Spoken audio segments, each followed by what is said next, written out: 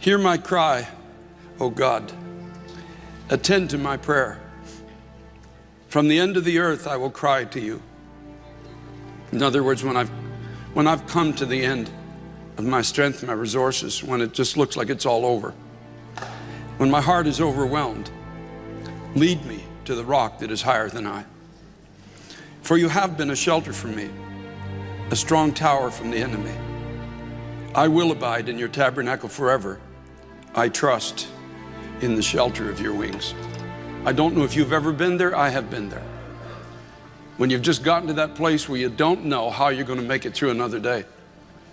And when you come to church, you just say, God, would you just be kind to me today? Don't ask me to do anything more. I can't.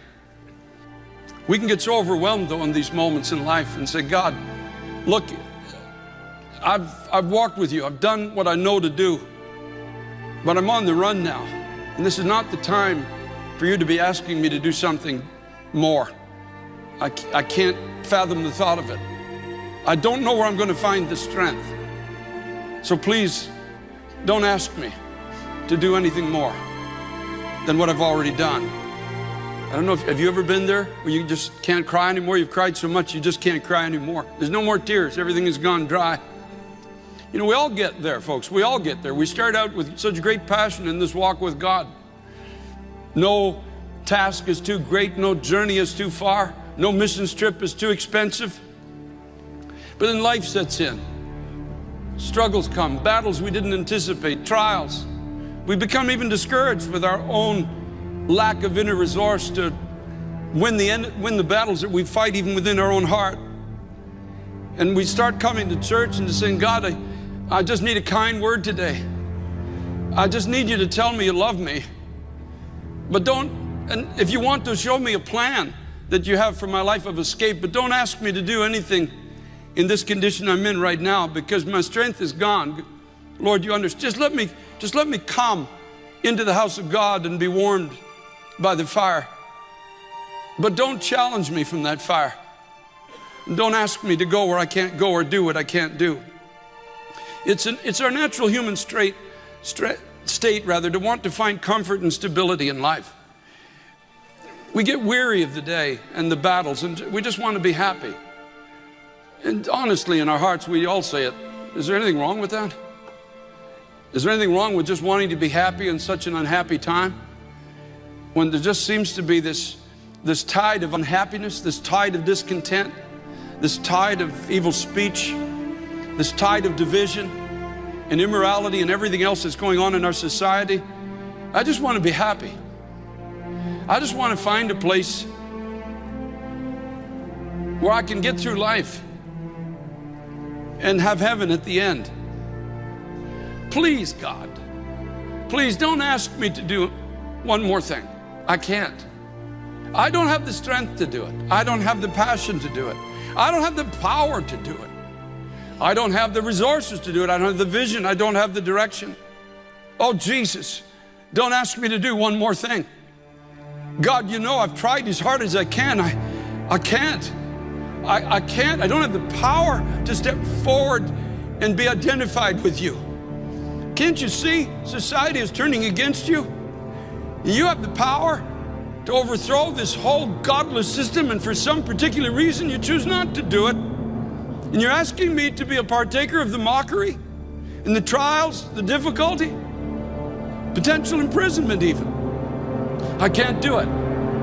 I can't do it, but I'll stay where you can see me. And I'll follow you, sort of. And I'll stay warm, but I'm not willing. I can't. You can't ask me to do this. I can't. I tried once and I failed. I drew my sword and all I did was cut the ear off of a servant of the high priest. And I can't. God, please don't ask me to do one more thing. I just can't do it. It's an awful place to be when the heart is lukewarm. Not hot enough to really go for God and not cold enough to not go to church or read the scriptures. When suddenly a knock comes on the door. I believe it was just a soft knocking. And instinctively they all knew that they were called to represent God on the earth. I hear Jesus knocking again. We are called to represent him on the earth. It will require a measure of discomfort. We will be stretched beyond our natural ability. I know that, and you know that. They couldn't. I can feel the thoughts of their hearts. Oh God, enough is enough. Don't ask me to do one more thing. I know what I'm supposed to do, but God Almighty, is there anything wrong with just being happy? Is there anything wrong with just gathering enough for myself and having friends and fellowship and a bit of hope for tomorrow? It's taken all my strength to get here, and it takes all my strength to stay here. I'm fighting not to be bitter at this society. I'm even fighting not to be bitter with God.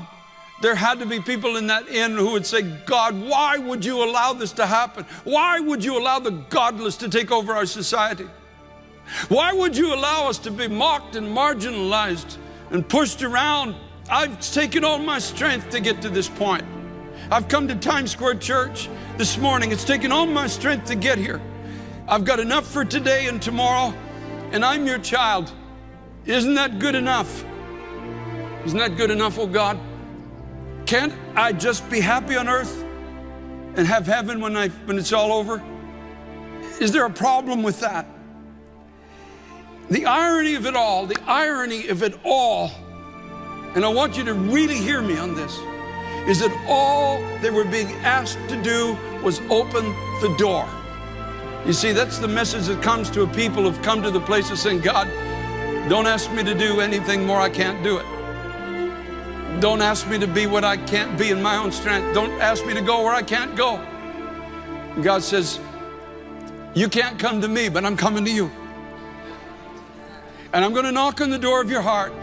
And all I'm asking you to do is open the door. That's all.